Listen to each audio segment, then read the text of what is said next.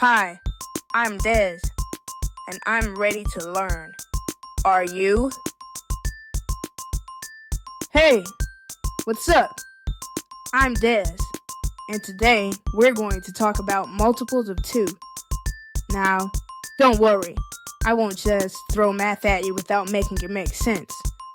So, we're here on this court to talk basketball. Every time a player scores a basket, that's not a three-pointer, but a regular shot like a layup or a dunk or anything inside the three-point line, they get 2 points. That's where it all begins. So 1 basket is 2 points, 2 baskets is 4 points, 3 baskets is 6 points, 4 baskets is 8 points. You get my drift? Well, each time we add 2 more points.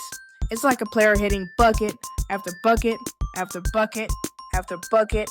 That's 2, that's 4, that's 6, that's 8, 10, 12, 14, 16, 18, 20. That's what we call multiples of 2. It's a number that comes from multiplying 2 by another whole number, like 2 times 5, that's 10. So 5 shots that equal 2 points get you 10.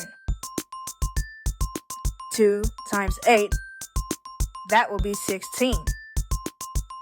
2 times 10, that will be 20. 10 buckets, 20 points. The cool thing is, multiples of 2 are always even. You'll never find an odd number in the bunch. So the next time you're watching basketball or playing yourself, count your 2-point shots and think about multiplying by 2. That's math and basketball. Now that's a dynamic duo. Now you know the plays.